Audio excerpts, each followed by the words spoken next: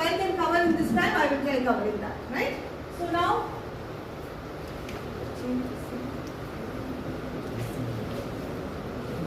okay. I would like to give a brief introduction about myself.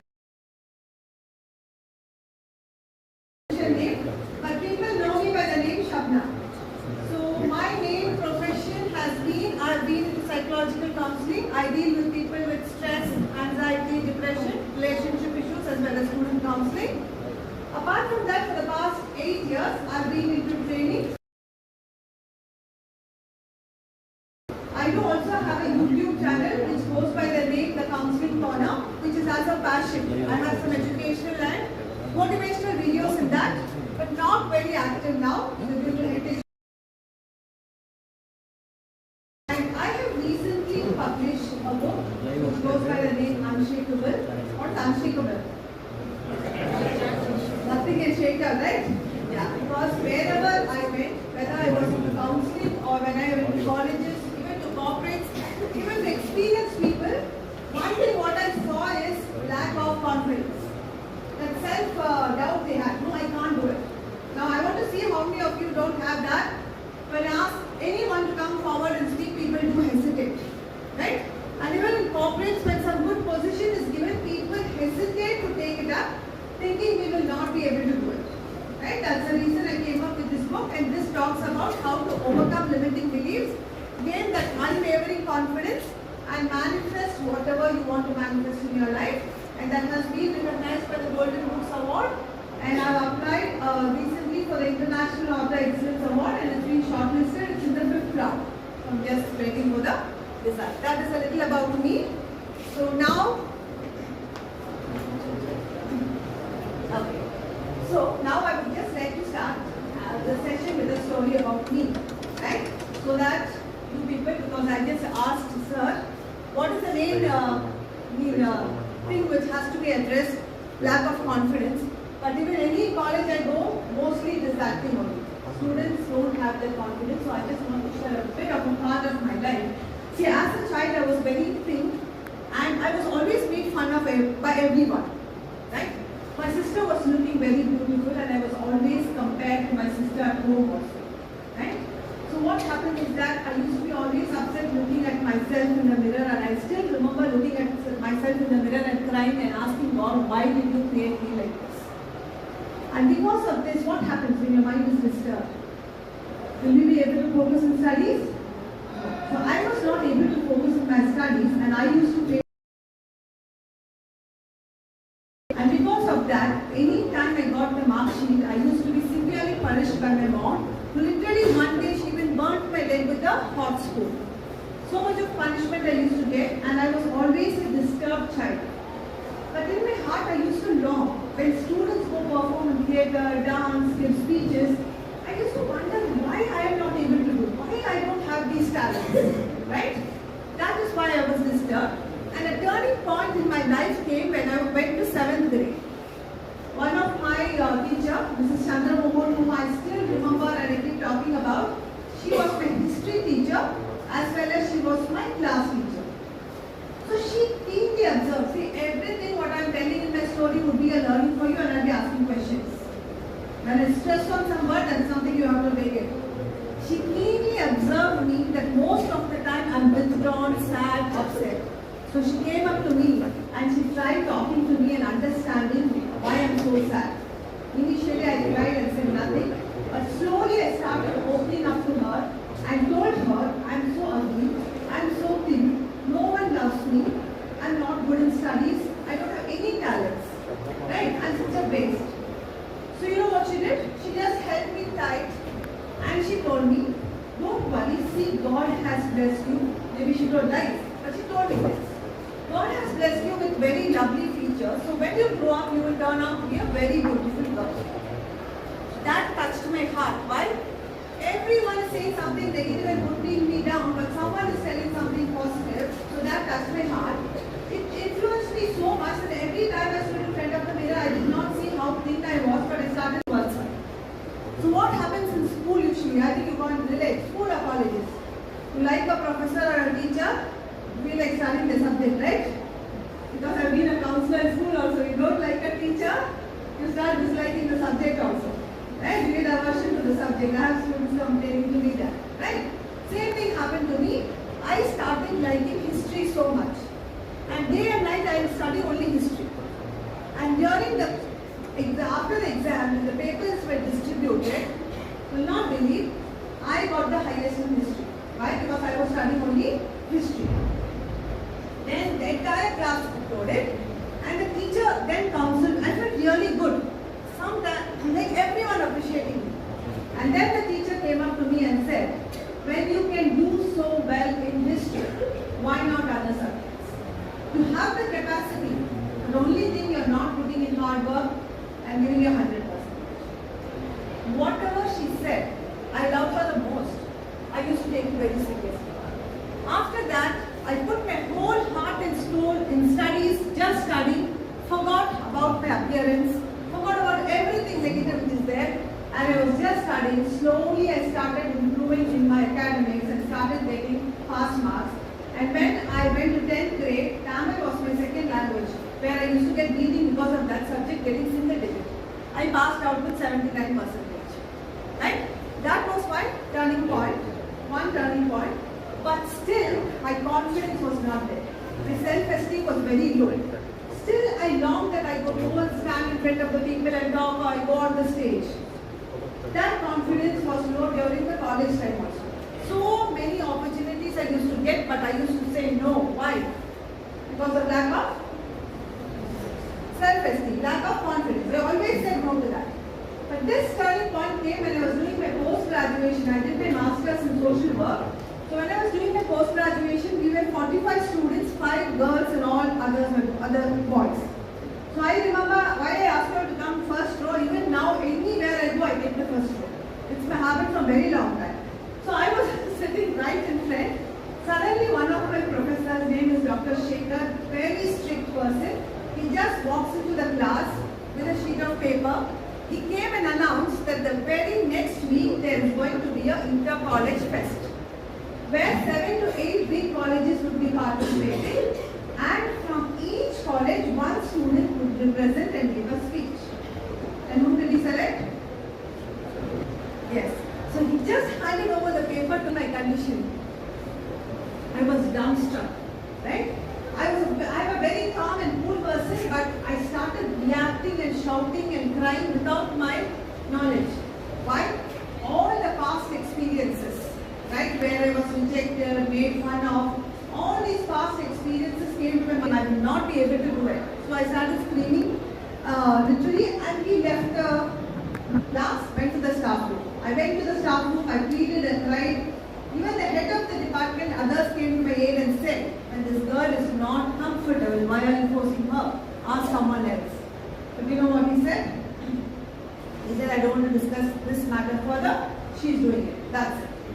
And trust me, that 1 week was the worst part of my life. I couldn't sleep, I couldn't eat.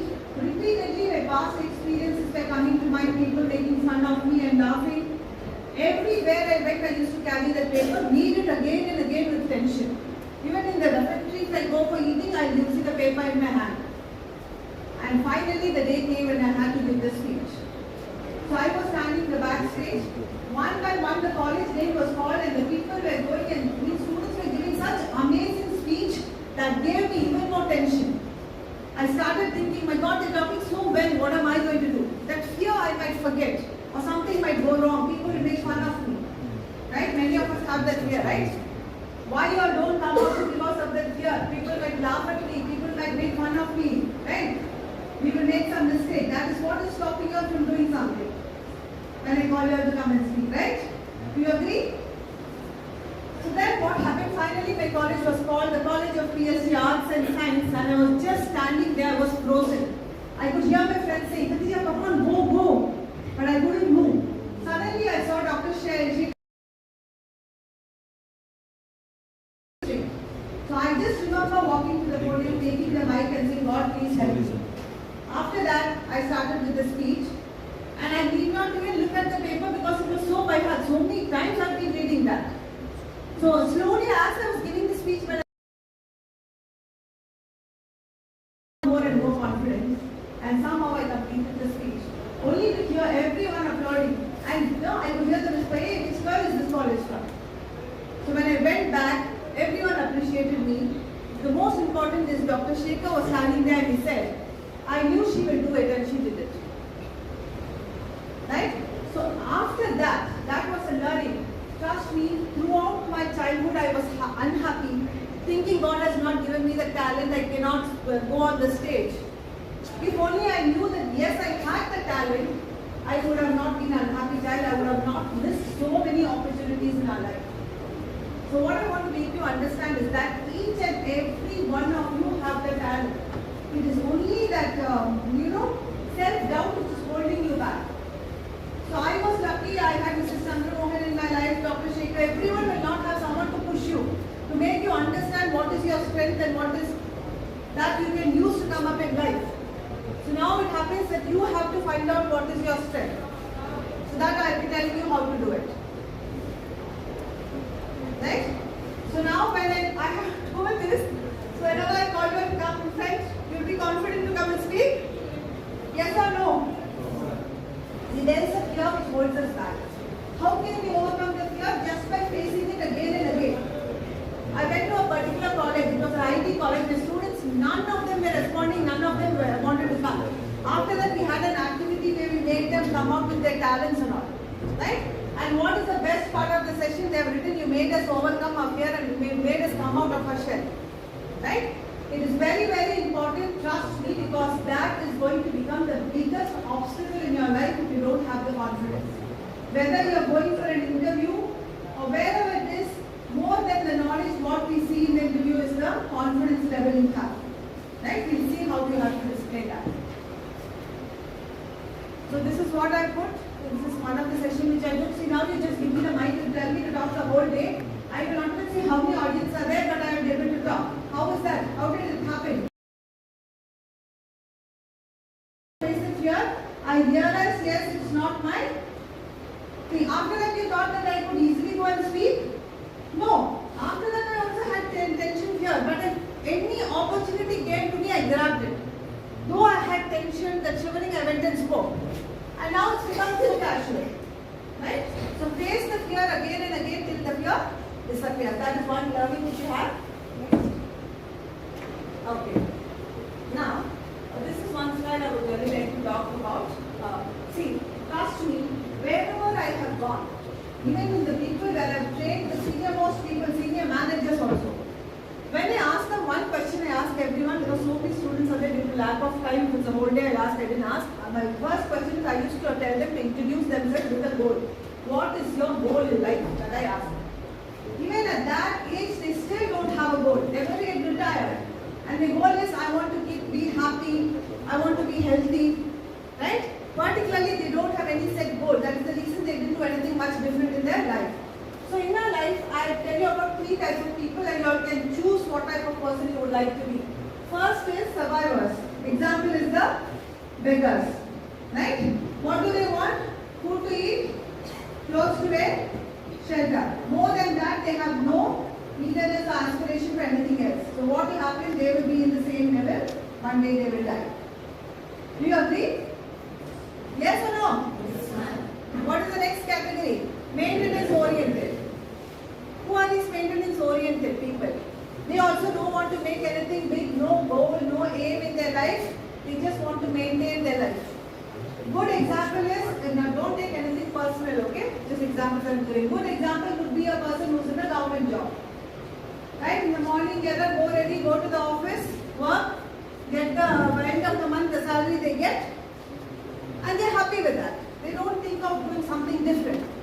Then the children also will get into government job and the same thing there. They are maintenance oriented. But the third category are those successful people. Out of 100%, how many do you think are successful people? How many are successful in life? Out of 100% as per research.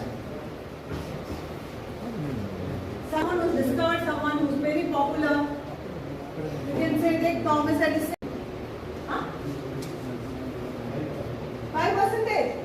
Okay. According to research, it is only 2% of the people who have achieved great success because they are different from the remaining people in many ways. And And these are known as the growth-oriented people. And the main thing these growth-oriented people have is they have a goal in life. Not a goal in life, but clarity exactly what they want to do in their life. Right? When I went to one of the MSW's college for training, I asked the students, what made you take MSW? Why did you select MSW? 90% of the answer I got is, ma'am, we applied in many colleges, we did not get for anything, only this we got, so we joined here. I said, oh, that's great. So what are you planning to do after this? We have no clue. Right? So this is what happens. They complete some education, but they are not having any clarity what they do. The most important difference among these people is that successful people always have a clarity of what they exactly want in their life. They are very consistent working towards that. Even a small work they do, they plan ahead. What exactly they want to do, they plan ahead step by step, and they never give up. No matter how many times they fail, they never give up. The best example is Thomas Edison. How many of you know Thomas Edison? Very good. What did he invent? Any one of you loudly? Electric bulb. Okay. How many times did he fail? 4 times. More than? Loudly? 1,000 times. Okay. Somewhere it is 19 times, somewhere it is 10,000. Okay, we'll take it as 1,000 times. He failed 1,000 times. Right? He had a picture in his mind. He knew what is the need, what people need. It is dark, they need an electric bulb. He had a picture, imagination in the mind. He threw it down. He himself did not know how he is going to do it. Did he know how he is going to do it? He didn't know. He kept trying again and again and again and failing again and again 1,000 times, and then finally he succeeded. How many of you here sincerely tell that even 10 times I will try when you are failed? We don't try, right? 1, 2, 3 times, oh, it's not my cup of tea, I can't do it, we give up. That is the difference between these successful people and us. That is why only 2% of them are successful. So, attitude is very, very important. Having a positive attitude is very important. I did not fail 1,000 times, but I have learned 1,000 ways that will not work. So every failure he has taken it as a stepping stone to success and learning. So each time you do something and you fail, you have learned something from that. Take the learning and move ahead. But never give up. Only then you will come under the 2% successful people. How many of you want to be in that bracket? Raise your hands. Sincerely. No, half hand no. Full hands I want. Girls are not confident. This row, no one wants to be in the bracket. Which bracket do you want to be then?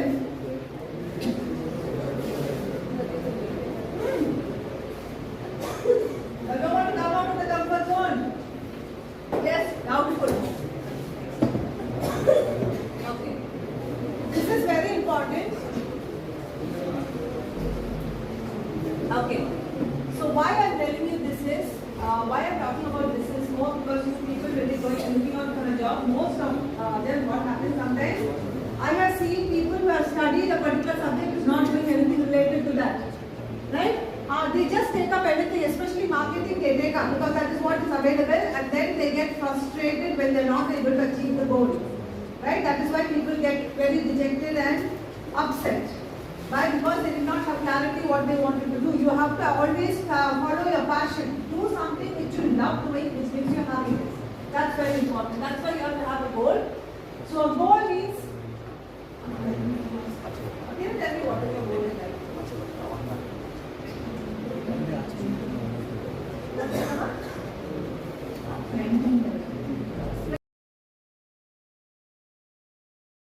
What is your goal?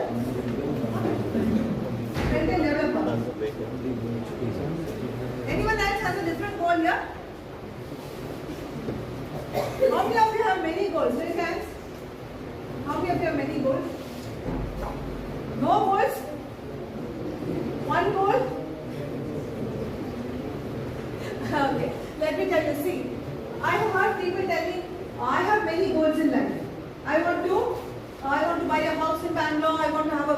I want to earn so much of money, right? I want to marry a good girl or marry a good guy. All these goals are there.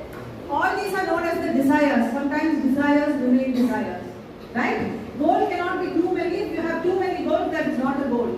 Goal can be either one or two in a particular area like a career, right? In a career, you can have maximum 2 goals. And how do we achieve the goal? First thing is that you have to write down the goal. Only when you write down, you get the clarity. You have to write down exactly what you want to do in life. Then you have to make a plan. What and all do I need to achieve this goal? What should I do for this goal? Then you have to divide the goal into short-term goal, which can be achieved in 6 months, followed by the intermediate goal within 2 years, followed by the main goal, which could be 5 years, 10 years down the line, or many years. And all should be connected. For example, I don't know if you have already got the internship. If you get into internship, you have to look out for that type of option which will match what you really want to pursue. Internship you've done on something else and you're applying for some other job, it will not help much. Right? Try to find the internship also which is aligning to the job which you want to do in the future. It will be helpful for you to get the job because you'll have the relevant experience in the internship. Right? And once you write down the goal, what you have to do after putting a plan, you have to start giving targets, monthly targets, yearly targets, everyday target and start working consistently towards it. You have many obstacles but you should not give up. Main thing, why I put you in the SMART goal is, once you have written a goal, okay, one goal. Okay, now suppose he says, I want to make a lot of money. Right? I ask a person and he says, my goal is to make a lot of money. That is not a SMART goal.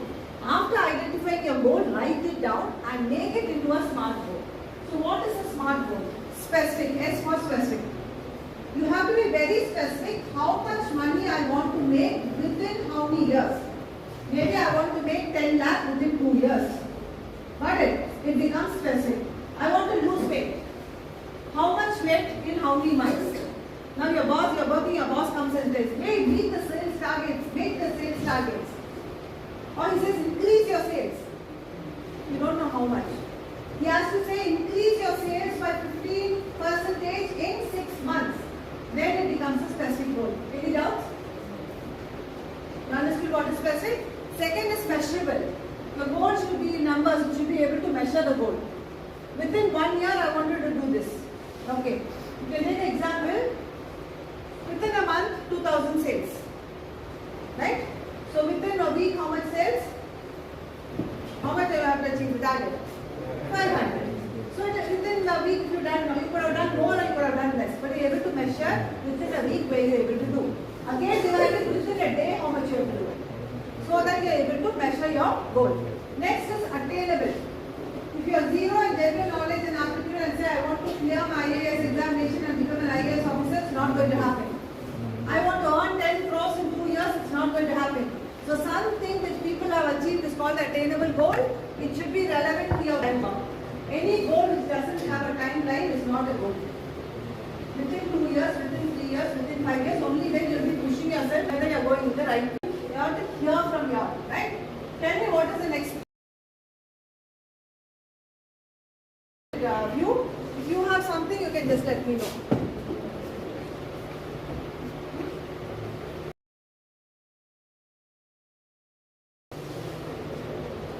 No, nothing, no everything. Okay, so today it was supposed to be about soft skills, right? We were supposed to talk about soft skills. Can anyone tell me what is soft skills? What is soft skills?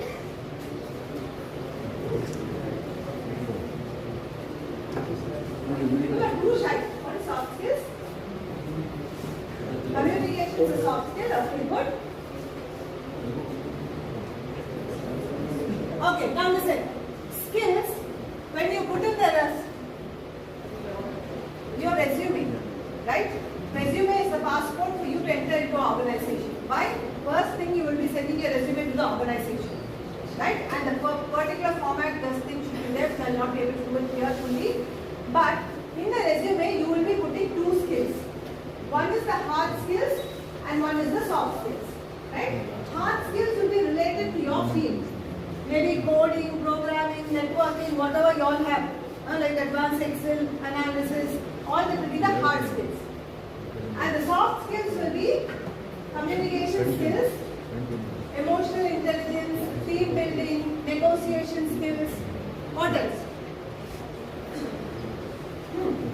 innovative thinking, critical thinking, decision making, problem solving, all this comes under the hard work, all this comes under the soft skills.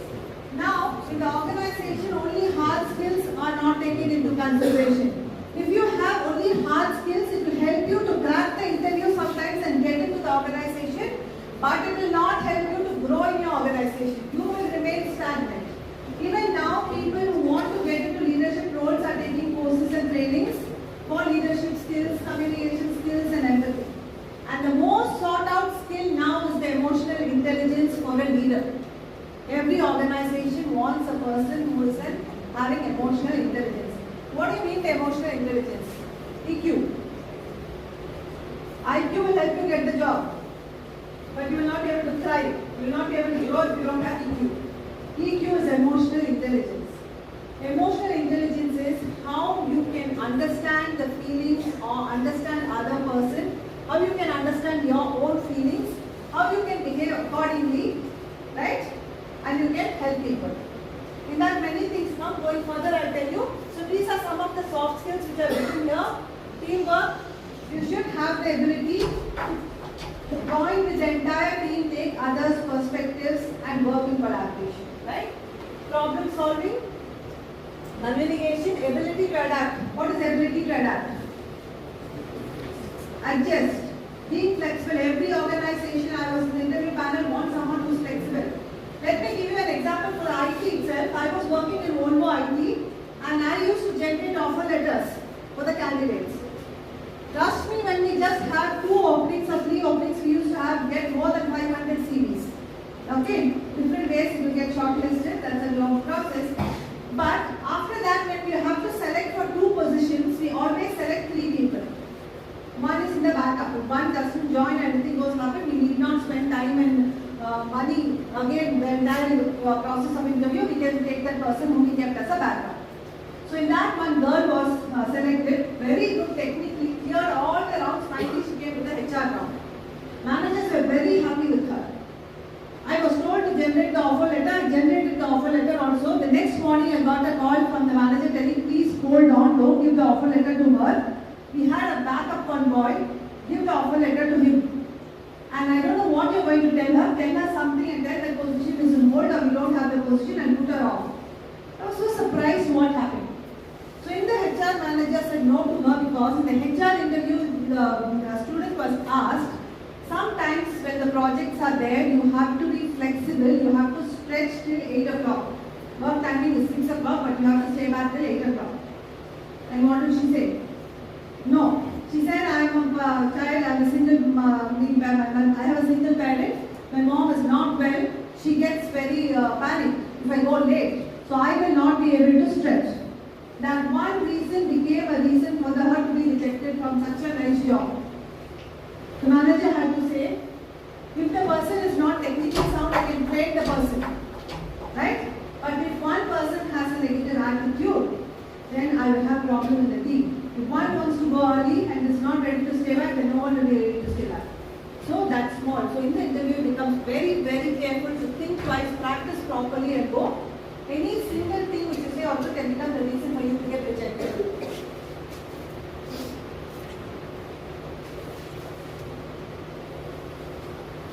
Okay. So I just touch upon a few of the, you want to say, soft skills. I'm not going much into depth. Okay, effective communication. Someone said communication is a soft skill which is more sorted out. So effective communication. See now if I'm just talking to her, right? And she's not listening to me or paying attention. Is it effective communication? If I talk very fast, she can't understand anything. Is it effective communication? No. So for effective communication means, communication is exchanging ideas, exchanging information, data, all that. Effective communication is what I am trying to tell her, she should be able to understand exactly, right? Exactly, she should be able to understand whatever I intend to convey. That is effective communication, right? So in the effective communication, if you see the words which we use is how much percentage? Spoken words is only 70% and tone of the voice is 38% and body language is? So communication very good English very fluently, that doesn't mean we have an effective communication. If I come and use some very high-fun technical words in jargon you can't understand end of tail, the purpose of the communication is not met. So it is not effective communication. So you need to take care of not only your words, but the tone of the voice and body language. Okay, variations. Okay, what you think is something is good variation. When we speak, if we speak in the same words, like if I say, my name is Shabana, I am a psychological counselor, I have done this and I have done that, it becomes not and the pauses, then only becomes effective. So now we talk about the tone of the voice. As per research, 90% of the problem in the workplace and in the relationship, where many relationships are positive and negative tone is there. What is positive? Cheerful, very sweet, kind, right? That is positive tone. Being sarcastic, being rude, that is negative. Trust me, when you shout, scream, no one is going to listen. I was associated with the school, and you know when the teachers, because the children are very naughty, they talk, they shout. I hear the children, the teacher shouting, keep quiet, sit down, don't waste my time, I don't want to complain to the principal. All the children start laughing. Finally the teacher cries, runs to the coordinator and goes, I will not go to 6A, they are very naughty. And the children keep running behind her. Right? So when you shout and scream, people lose respect for us. They don't get scared of us. Even our children or whoever it is. Right? Now suppose I suddenly come inside as a trainer and I say, now look here, please behave yourself properly. Put all your phones off. Right? Sit straight. Hold your feet. Hold your feet.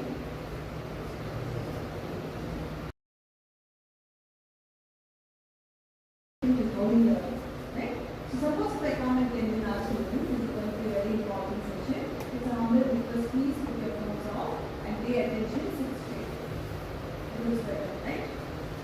So in your relationship with your friends or whoever it is, mind the tone of the voice is very, very important for effective communication, because when you shout and scream, nobody will listen.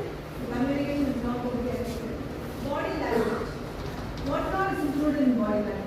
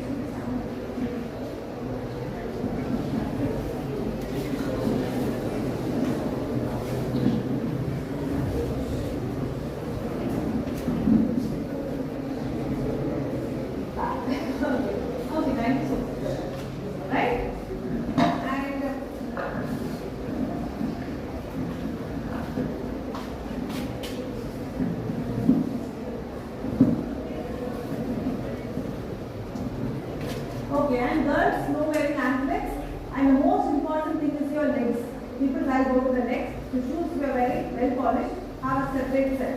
That's for the girls. Not too much dark makeup, but light makeup. Lipstick, nail polish, not should be light. That's for the girls. For the boys, you have to tell. Formal shoes should be well polished. Usually trousers should be dark colors. Black, blue or what else? Navy blue, black or brown. Right? And shirt will be light colors, not big checks, not jazzy colors, flowery designs. Small checks are plain. Right? And the tie should be dark if the shirt is light. Or it could be reverse also. Trousers can be lighter color. Clean shave, very important. Haircut. Right? Haircut properly. And blazer, usually what I see is that sometimes it's very loose. Blazer should be properly fitted. Right? Clean shave and haircut, that is most important, and the shoes you have to take care, and the belt and the shoes. If it's matching, it's always better. Leather, not any jazzy colors and all that. And socks. Okay. Okay, anything else in body language? What else in body language? Touch. What's that? Shake hand. How do you do shake hand? Some people will do shake hand like this. Like that.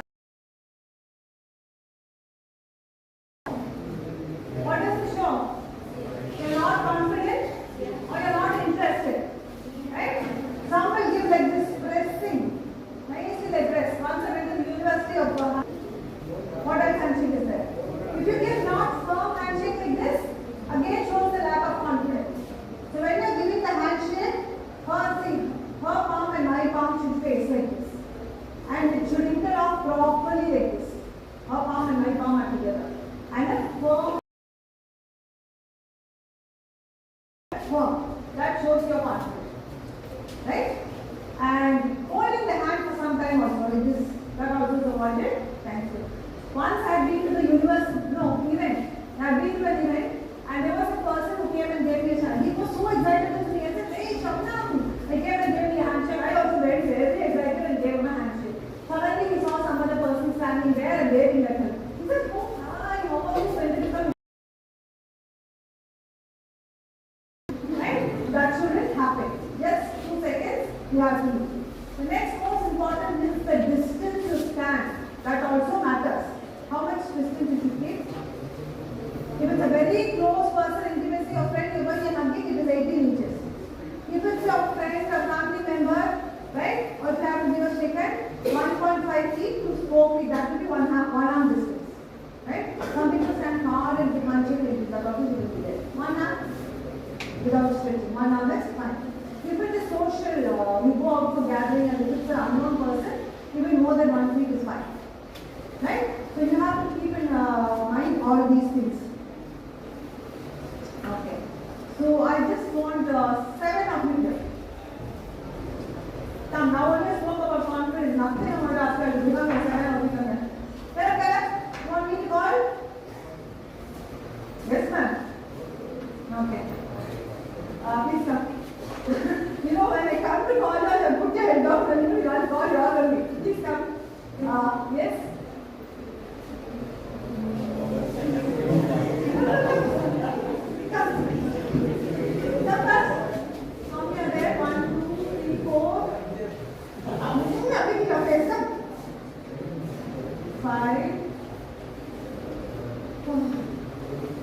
Yes.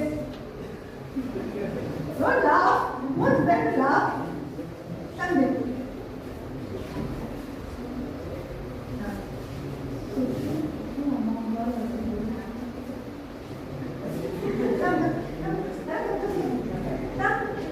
So all of you stand there.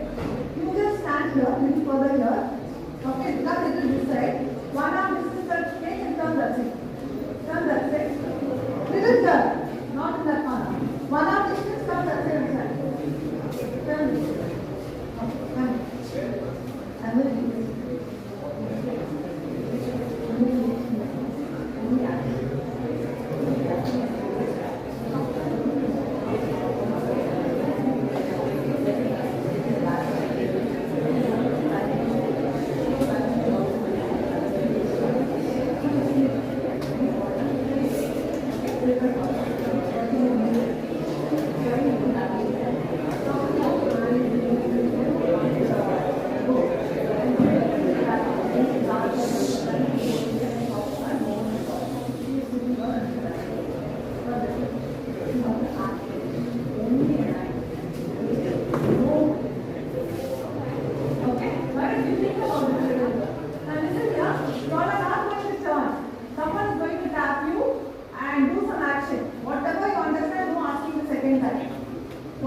understood, you will tap the second person and show. Okay, come with me this side.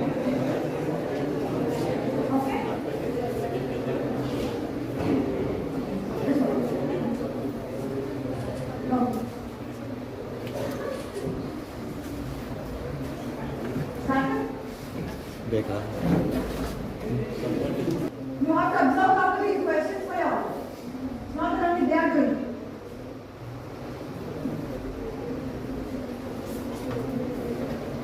That's it.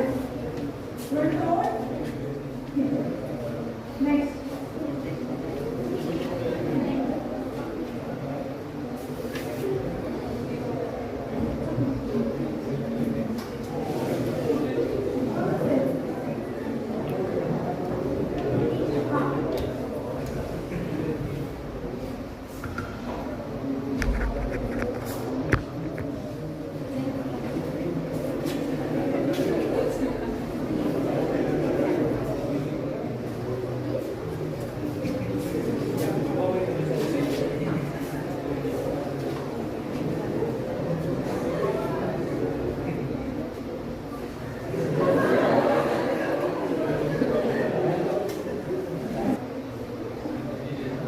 Now you use that whatever you saw.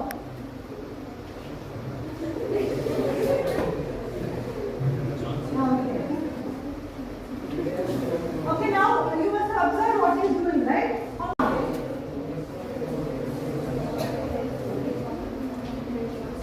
Going to walk and fell down. Okay. After that, anything else to understand? Huh? Again, walk up and bend. Okay. Talking will let me go there. Huh?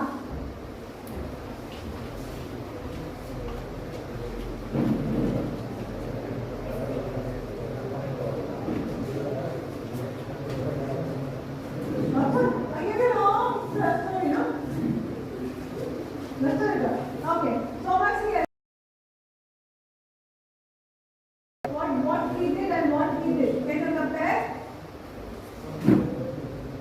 So I had given him a little more longer situation, but he cut it short, it's okay. I had given him the situation that he is dressing up in the morning, he is going, right, he is going on my mountain climbing, it is raining, he is falling down, hurts his knee, then he keeps crying, right, it's very badly hurt. He tries moving slowly and goes on the main road somewhere, tries to stop the traffic, all the cars, but the cars are moving on, right? That is what I had given him. Okay, fine, he cut it short, that is not a problem. But what, only some dressing part he did. Right, if we had done fully, it would have been even more better, that's okay. This is only, what do you understand from this?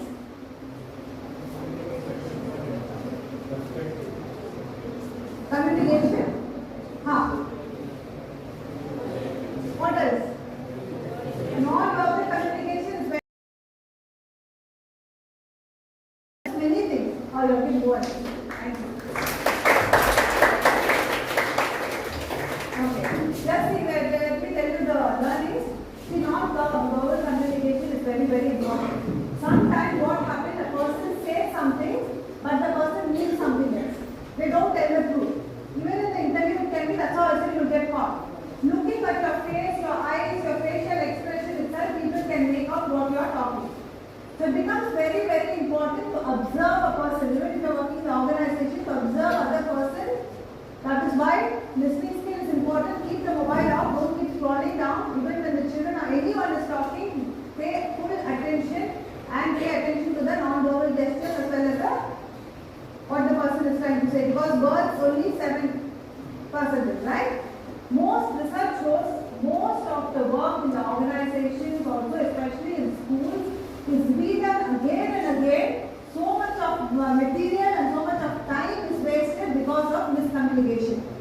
One person gives a communication, passes on to another, third, fourth. By the time it comes, totally either the information changes or only half information reaches. So what is very important is that when you have a doubt, there is no harm to ask and get it clarified. Otherwise, you the entire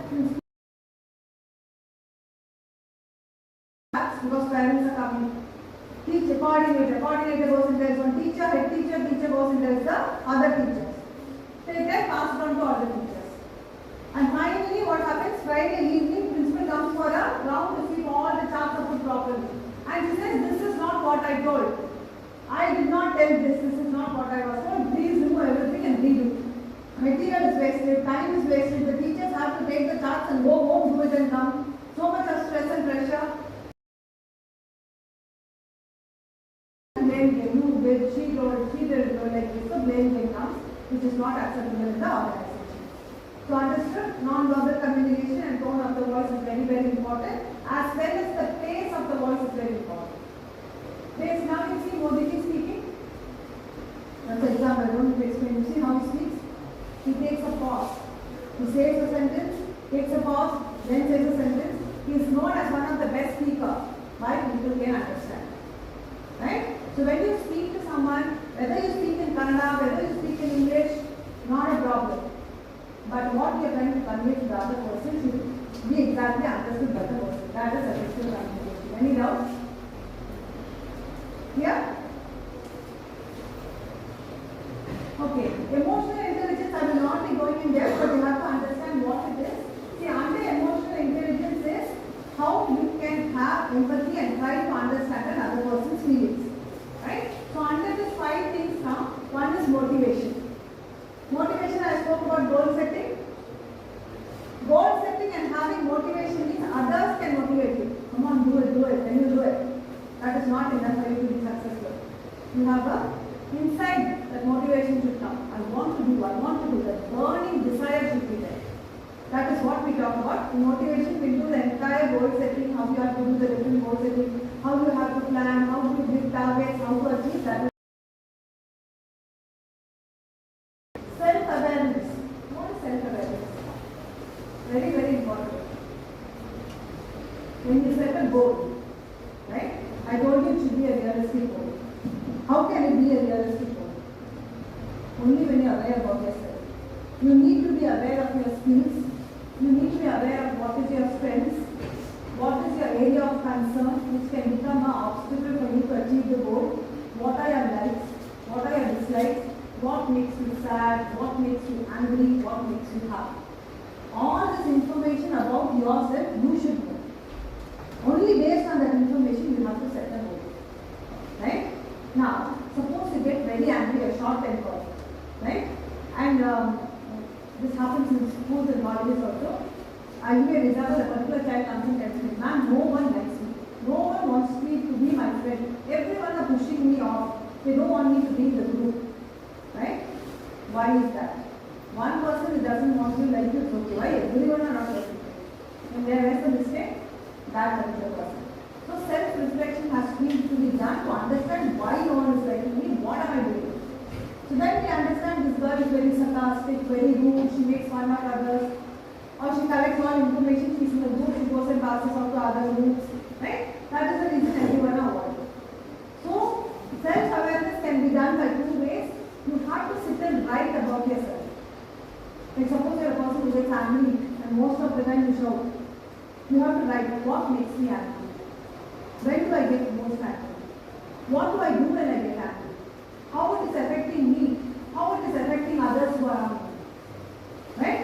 When you get that reflection about the negative impacts, then you will do something to change. Right? Reflection can also be done by getting feedback. I used to do that, but now no time. One activity which I used to do is I ask each student to take a sheet of paper, write their name, write one positive quality about themselves. Then I used to ask them to go around the class, the entire class, and ask the entire class to write something about it. Not something hurting, but something. So when many people in the class write she's like this, something positive, that shows that is a strength. So ask people, ask your friends, when I speak, am I rude? Or anything, how is my communication? Ask people and take the feedback. So self-reflection is by writing by yourself or asking people. Right? Next is social skills. Social skills is with the people, how you can establish, maintain a healthy relationship. Some people within 2 days, 1 day they start fighting, they cannot be friends for a long time. Some people are very shy, they cannot talk to strangers. Right? Suppose if you want to get into marketing, you are very shy, you can't talk to strangers, you cannot negotiate, you will be a failure in that, you will not meet your targets, you will be better. You see others meeting I'm useless. Because you don't have those skills, you have to develop those skills. That is why your goal should be based on your skills, what you have. Understood? Any doubts in that? That is social skills. How you can interact with people, how you can maintain. Some people just twice or thrice they interact with people, they become friends. And they also continue the friendship by keeping in touch. That is social skills, which is very, very important for networking if you want to scale up in your career. Or if you have a business, you want a lot of clients, you need to have these social skills. Right? Interacting with people, talking about your products and all that. Then self-regulation. Very important. Self-regulation is how you can identify your emotions, what I told you about anger and all, how it is impacting, and you should be able to control your emotions. You should know when to talk, where to talk, how to talk, when to laugh, where to laugh. I used to tell this to the college students when I take a session. Usually they don't come out and talk. Right? I went recently to when he got up and came, the entire class started laughing. I was wondering, why is this class laughing? You know why they laughed? He did not know English. Just because he doesn't know English, he got up and he did. Then I had to make the student understand and have to appreciate him. He has the confidence. He didn't stop him because he didn't know English. But you people know English so very, very well. You don't have the confidence to come here. Right? So then everyone started clapping and appreciating him. Right? That's very important. Self-regulation sometimes, so you should know when to laugh, where to laugh. Very important. Right? That is self-regulation. Empathy. Empathy is just something.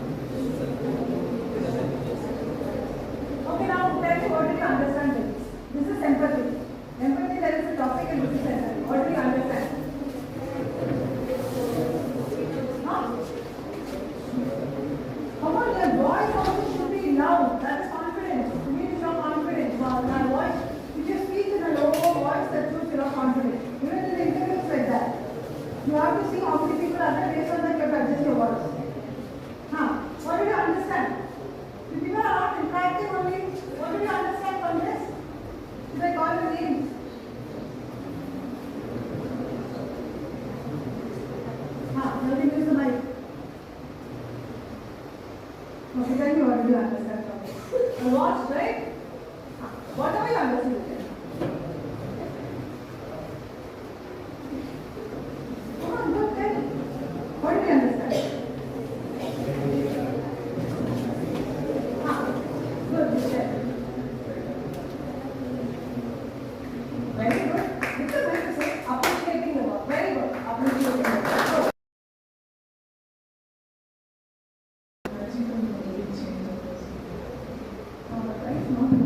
A magical hug will change a person. That's what she says. Very good.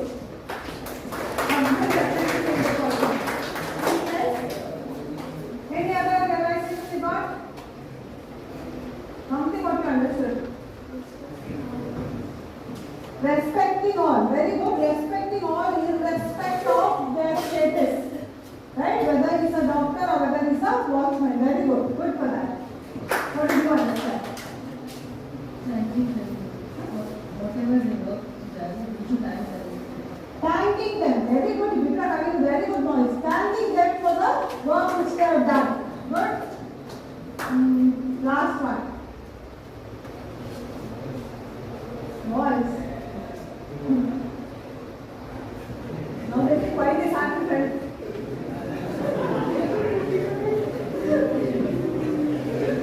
Yes, what did you understand? I'm giving the mic for you to use it. Giving the mic down.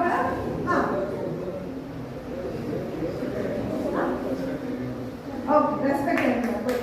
Keep it. Now, this is empathy. Empathy, all what points you said is very correct. But empathy means putting yourself in others' shoes and trying to understand how the other person is feeling. There are two things. One is sympathy. Something happened to someone. So they are so sad for me now this happened. No one wants sympathy here. Everyone wants empathy only. They want people, when they say something, they want you to understand how they are feeling. Now here, Munnabai, what he understood, he observed, he understood that the person is, people is frustrated, he is irritated. He is going on cleaning, people are walking and he is getting irritated. He understood that, right? And then what he does? He goes to him to talk to him very politely. But what happens? He gets angry. Right? What does he say? He complains that I am being cleaning. So he says, no one is appreciating you. Everyone is appreciating the doctors here. But I know how much hard work you are doing. So I am appreciating, and he gives him a hug. You said that, right? So by hugging, what happens? Even the tension goes. The person becomes calm. To a loud voice. Right? That is one basic Vidyabuddhi Chappi, that's right. So what he says, he understands him, he talks to him politely and asks him for his name. So he gets angry and says, my name is Maksud, go and complain. Then he says, explain to him, no, I am appreciating you and answer. So what happens? The person is so very angry, immediately calms down and smiles. You see the immediate change in the behavior of the person was so very angry. Right? And finally when he is going, what he says? I will get the work done. That is how you need to get the work done from other people. Not by bossing. Even when you become a manager, by shouting, screaming, ordering, no one's will do. But when you talk with love and affection, any person will listen and do the work. So, putting yourself in others' position and trying to understand. So, you people have to understand your parents also. How much they are hardworking, they are sacrificing, they are educating you. So, instead of you showing anger, when they are showing anger, boiling. Right? And you pour more hot water into that, what happens? It will explode. So when something is boiling, what you have to pour? Cool water. So that will also become cool. A simple formula. Right? This is empathy. Okay. Very good.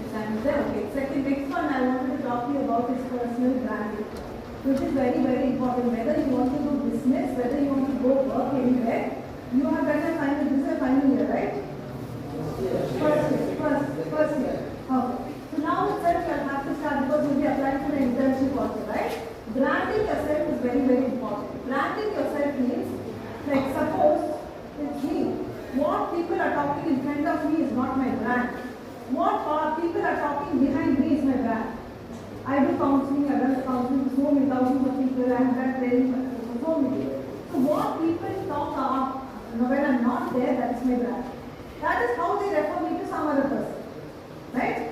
If they have a positive thing about my training, they refer me to someone else. I will get business. Right? That is a personal brand. And it should be just one sentence how I tell you how to make a personal brand. Personal brand means showcasing your skills, your talents, your achievements.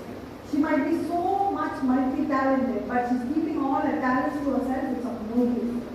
She needs to show the world that she has those talents and those skills. That is creating a personal brand. Where do you do that?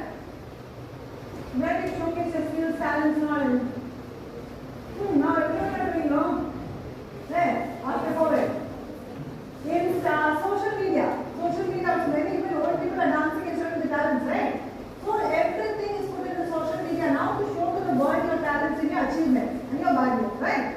But for professionals, for the sake of career, where do you showcase your skills and values? LinkedIn. So having a LinkedIn profile is very, very important, where you have the profile and there are certain things are not put here, but the main thing in the LinkedIn is your profile picture. It should be a professional picture, not 2-3 people, only headshot in here, wearing a professional formal attire, face and eyes should be seen very clearly. It starts with that. And headline and that, it goes long, I am not telling you that. I will just talk about a little about your personal branding. So make sure that each and every one of you start creating a LinkedIn profile now itself, because in that you can learn from so much learning. Whichever industry you want to go to, you can connect with their people, send a link, you can follow them, you can send a sweet message to them, and whatever they are posting, when you read, you can learn so much. You can apply for your jobs there. Right? LinkedIn. So you trust me, whether you believe me or not, it is very, very difficult to get a job mostly. Right?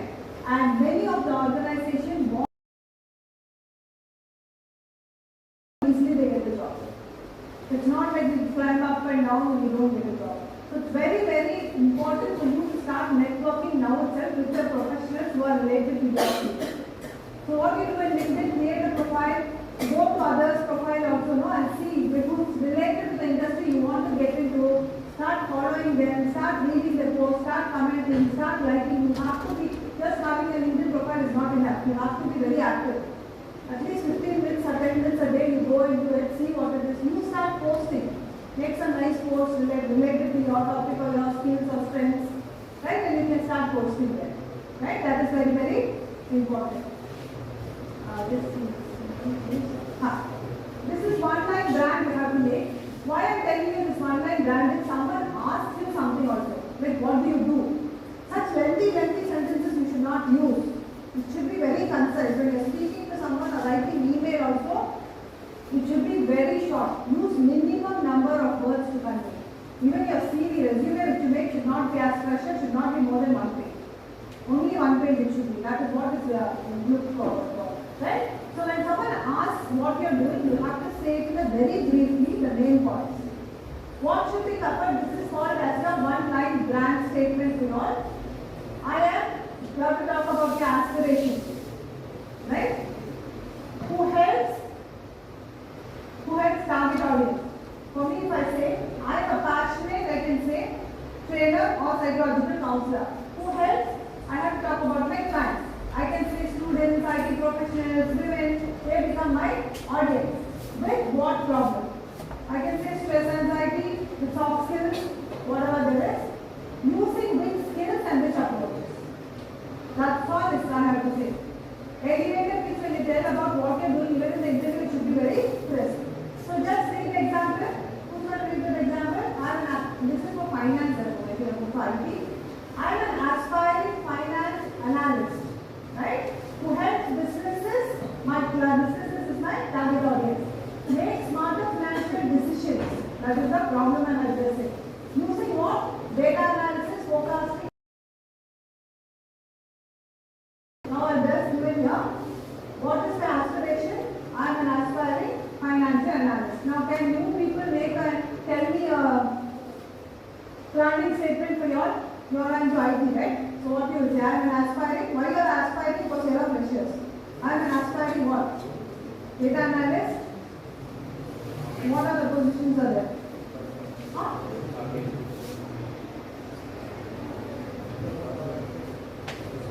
Lovely. Then what you want to do? You have done, you have taken IT already, right?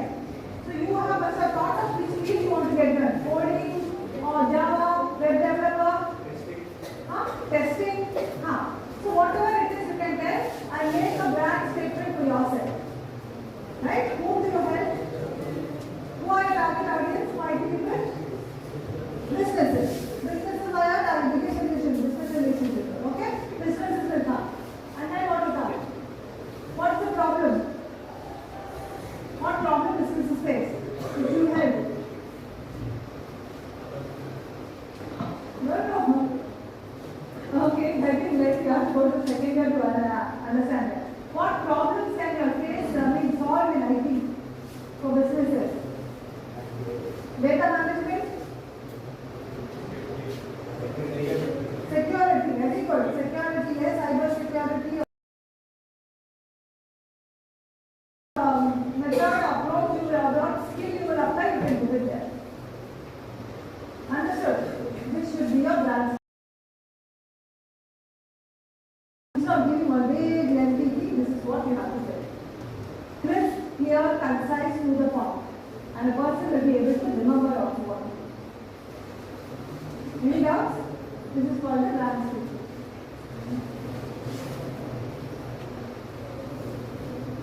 Okay, so now quickly think about interview preparation, I tell you, because this is the most important thing. See, for interview preparation, what you have to do is, first thing is that you apply, whether it is internship or whether it is for a job you apply. Right? So you know which company you have applied, which organization you are going to go for an interview, you know very well. So first thing what you have to do is to research about the company. Go to Google, go to the website, research about them thoroughly, what are they doing, what is their turnover, who are their competitors, whatever information you can collect. First, thoroughly research the company you are going for the interview. Second, please go to the job profile you are applying for clearly. What are the roles and responsibilities? That information you should know about that. That is the pre-preparation for the interview. Second, I told you about the grooming, clean shave and all dress. Grooming part you have done, you have to dress properly. Third thing is that you have to be on time. Certain organization nowadays, I heard, I don't know how far it is true, but they are fixing camera outside itself where the students will come and sit for the interview. And you people have been observed from the time you are coming there. The way you come, how confident you are, whether you come on time for the interview. You know how the traffic is at. Half an hour before you have to leave so that you are relaxed. Punctuality is one thing which is very, very important, right? So that is the pre-preparation for the interview. And you have to practice the common interview questions. Like tell me something about yourself, what are your strengths. There are certain common questions which they will be asking that you have to pre-prepare. Second thing is that clustering in the CV, resume, whatever you put, all freshers, because I used to interview initial round also earlier, everything will be same. Hard skills will be same, soft skills will be same, right? All from that copy net from the net and come. Everyone will have the same skills. Or when we go to colleges and when we train them, we make them prepare the CV. Whatever the format we show, the same thing they go. And one college I heard they went for the interview, the CVs were submitted, everything was rejected, telling it's all fake CVs, everything is same. Each one of your resume would be different. Based on your skills, based on your objective, based on your achievements. Understood? And each job you will apply for also, your CV will change. You apply for market analyst, your CV will have the skills which market analyst requires. You apply for maybe, for example, networking, your skills must align that job. So one CV made and sent everywhere will not work out. Right? That is one thing. So when you prepare a CV, this is the first thing what you will prepare, that is pre-preparation for an interview. Got it? On the day for the interview, you will be on time, you will be very confident, no looking here and there. And when you sit, you have to sit erect with the spine erect. And you wear your palms be. Sometimes in the retention, you see them in the dupatta like this. All that should not be there in the hair. Right? Those things shouldn't be there. You should not keep looking here and there. You have to have eye contact. Please listen. And many people ask, if you don't know a question, what will I do?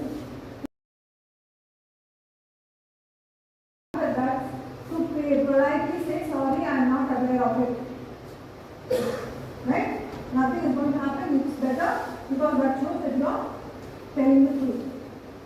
Right? And as I said, nothing should be fake in the CV. That can become a very big problem for you later. I'll give you an example also of what happened. Yeah.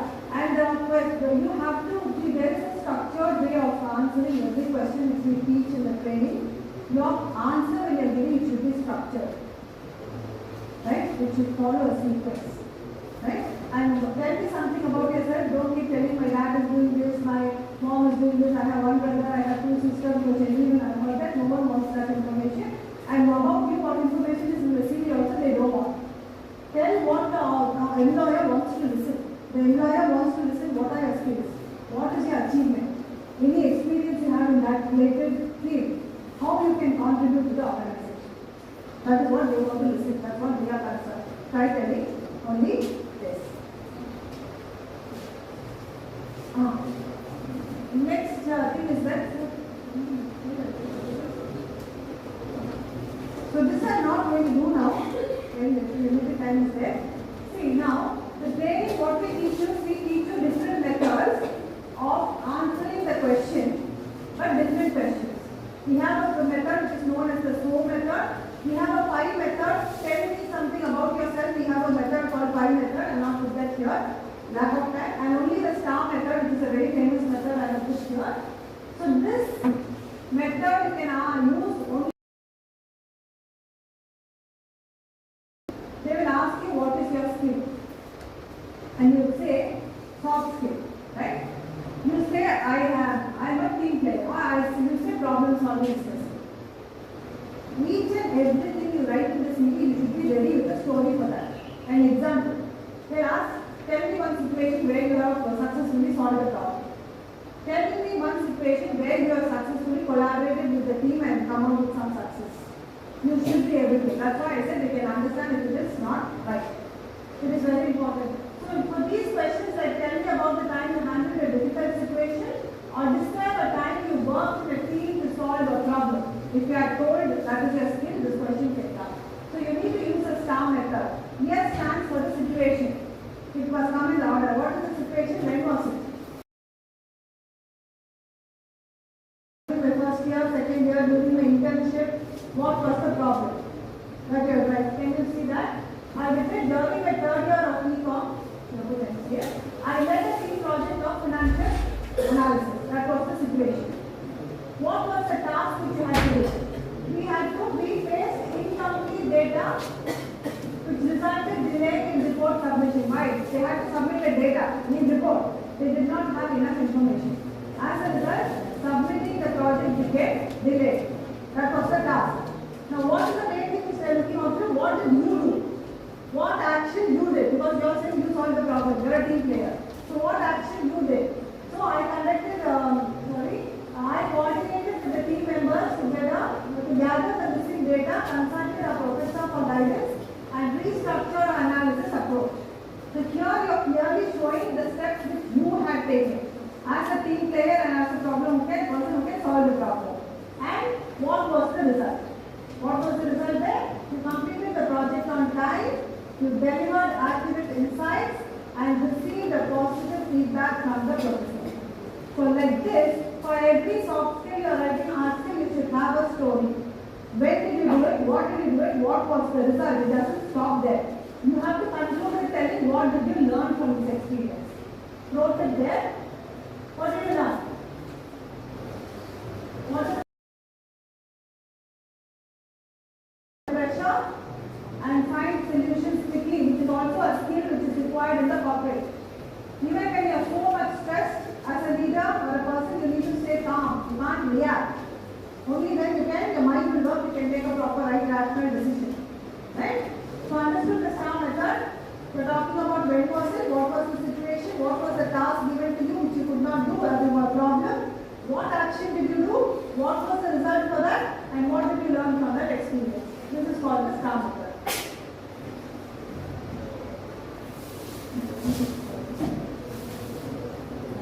Now closing the interview. Everyone thinks about attending the interview properly, but there is not the closing part.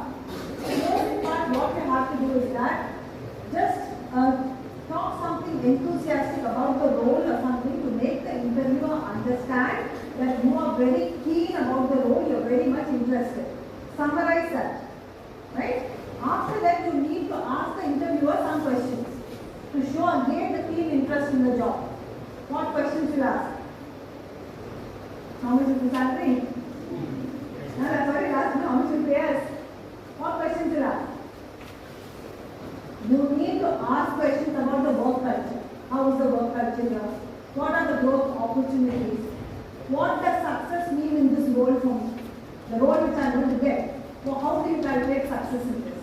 You can talk about on-site opportunities if you have when you apply. You can talk about the employee development programs.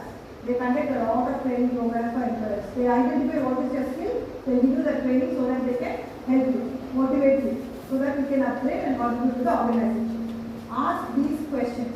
Work working with. Right?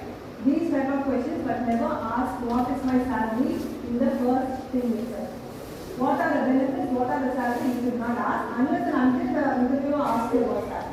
Avoid asking those two questions. But ask these questions to show that you are interested in the organization. The interviewer, no one asks questions, mostly. They don't know. They don't think why she is so much interested, that's why she is asking so much. Right? And when you go research and go about the company also, you form a first impression. This person is really interested in the organization. He took out time to research about the organization and stuff. This is the impression which you form. After that, with a smile, get up, with the confidence, with the smile, look into the eyes, eye contact even at the end and give a firm shake hand and come. That shows you yourself are confident you will get the job. Indirectly you are conveying. Think that you will definitely get the job. Give a smile and have gratitude. You have to thank the interviewer for the time given. Thank you so much for the time. Very important, showing gratitude. After coming back, one more thing you have to do, within 24 hours, write a sweet email to them, to the HR or whatever it is, thanking them for the opportunity given. Everyone will not send an email. You have sent an email, you are different. That is how you are unique. You have shown them that you are really so interested. You have also shown that you have gratitude and you have those values. All this will make a difference. Okay, now any questions? No questions? Everything is clear?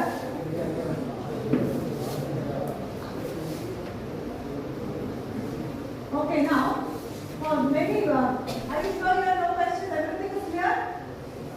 Any other related to any other thing also you can ask questions. Any other doubts here? Feel free. I think you all have to develop confidence. Right? So I teach you a small thing. People ask me now how to develop confidence. See, one thing I told you is that you have to face the fear again and again.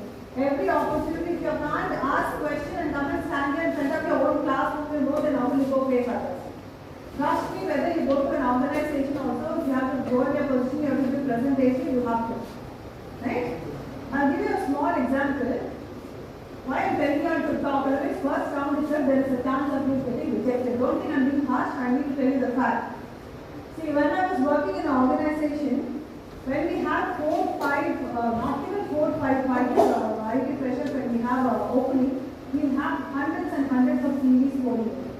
We collect all the CVs and keep. Just imagine, and in that we shortlist maybe 100 CVs out of 500 CVs. Seeing the marks and all, we are not seeing the person. Because we just collected and get. Is it possible for us to interview all 100 people? How much time consuming it is? Not possible. So the first round itself we keep as a GD round, group discussion round, where we divide the students into 10 as a group, make them sit in a U shape, and then there is a person who is going to facilitate the group discussion. We will give you a topic, 5 minutes to think about the topic, and we will say you can start the group discussion. There are some rules and regulations you have to follow that we need to set there. And then what happens? That topic, you all have to talk. Give turns, one, she will talk, then she will talk, right? You have to active listening also will see. Many things, parameters we assess in that, right? There are some students who talk a lot. What they think is that if we talk too much and talk everything, we know everything, we will get through. You will be rejected. Because though you have so much of knowledge, you are not considering others, you are not giving chance to others. Right? Some will be there who will never talk. Why? One thing is a fear that what we talk will be wrong. People will laugh. I'm not very sure. All the others will keep on talking and they'll be waiting for the chance to come. Let others stop, I will talk. Let others stop, I will talk. By the time the group discussion gets over, though you are knowledgeable, though you know everything, just because you did not talk, first round itself, you will be selected out of 10. You haven't spoken or spoken too much, you are rejected in the first round itself. Right? That becomes the biggest, the biggest fear. It is the biggest fear in this world. Worse than fear of death. Stage fear. Yes, fear of public speaking. And if you conquer that fear, you can conquer anything in life. Right? So it becomes very important for you all to come out and talk. Don't have this hesitation. You people are studying, spending so much money, highly getting educated, such high marks, so many technical qualifications and certifications people do and come, but they are not confident to speak. What is the use? Right? Many people who don't get such marks also because of their confidence and their way to communicate there. So start working on those skills. Okay. So see, RankBook has this 30 hours program we are having, the ultimate transformation journey, right? For you to prepare yourself to become ready to get into the corporate world, because your college atmosphere and the corporate atmosphere is completely different. Because we are seeing many students are going there, and I think in Infosys also you heard 300 students were laid off, freshers. Have you heard that? Why? Because they were not flexible, they were not ready to do certain things which was expected to do. Right? This is what do, and many colleges placement officers are complaining nowadays students are not flexible. So to prepare you for what exactly the corporate wants, this is a program. So it's a comprehensive course will empower you with the skills, mindset, change in the mindset, right? From negative thinking to growth mindset, and confidence to excel in the career by mastering corporate culture, communication, goal setting. These are few things I'll show you. Emotional intelligence, leadership, and personal branding. This will be dealt in. You will have made to prepare your LinkedIn profile. You have to access your resume also. It could be all 11 modules, those who want, or it could be based on the modules which the student selects. So the first module will be corporate mindset and work culture. How you have to completely change your mindset so that you can go be flexible and adapt to that culture. Goal setting and career planning, how you have to do. Communication and business etiquette, email writing and business English will be there, resume and LinkedIn optimization, interview preparation, the complete preparation with all the interview questions. You will be made to speak and practice.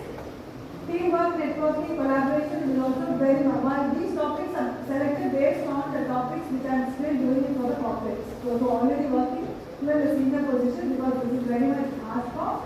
Time management and productivity tools, emotional intelligence, stress management, presentation and public speaking.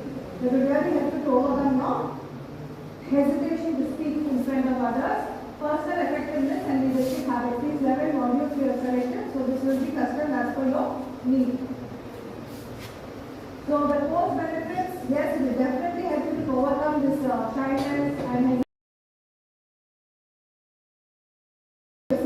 resume already prepared, right? And it will improve your soft skills and corporate etiquette, which is very, very important. The way you eat, the way you hold your spoon, the way you dress, the way you talk, everything is very, very important, right? For example, if you want to get into a corporate multinational company, right? And you have some guests from abroad coming, right? This happened, that's what I'm saying. So what happened is that if this person was from a farming background and little reserved type of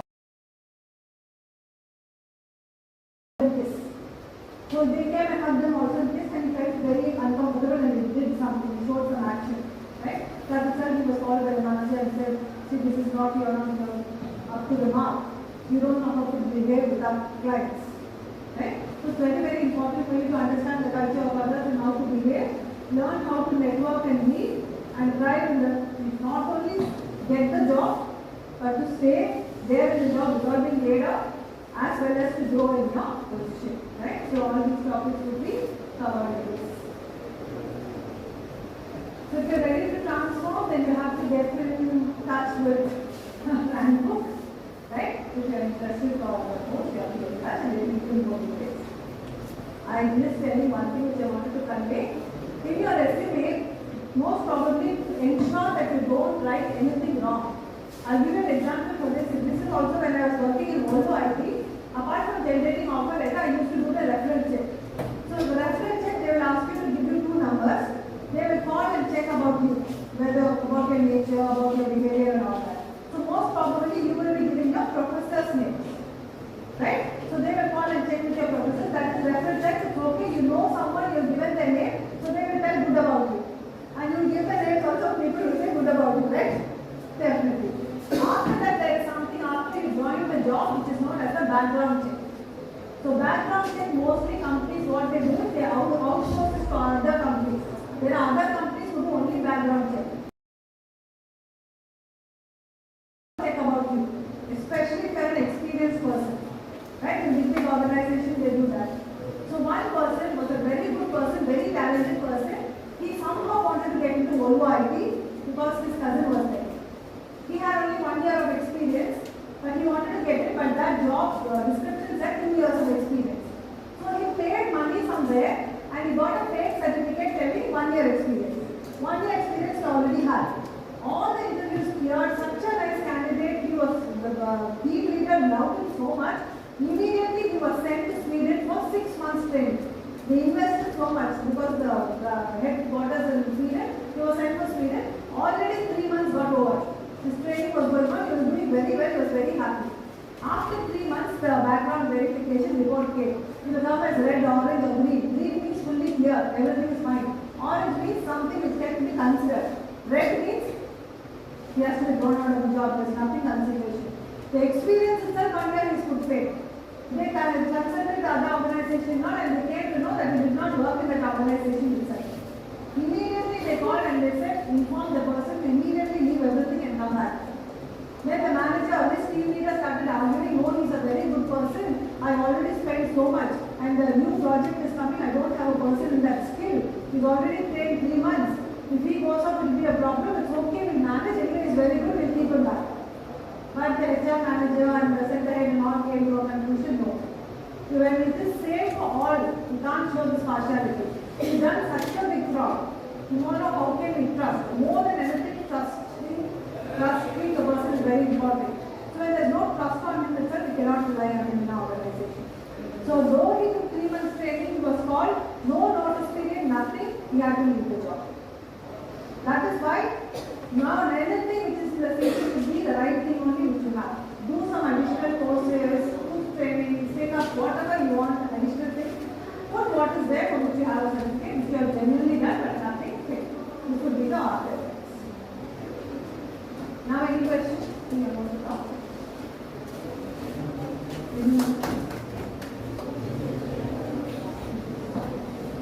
Okay, now sit you can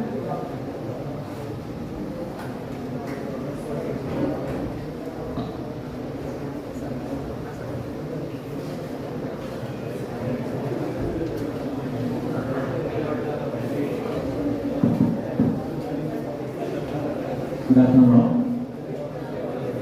Saturday morning and we're ready to talk, right? Yes. Thank you all for giving us this opportunity to deliver a session with you. And a big round of applause to the ma'am.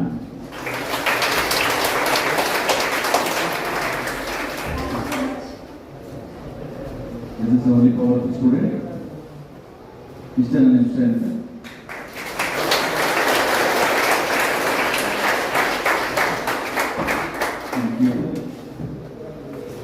First thing I want to tell about myself.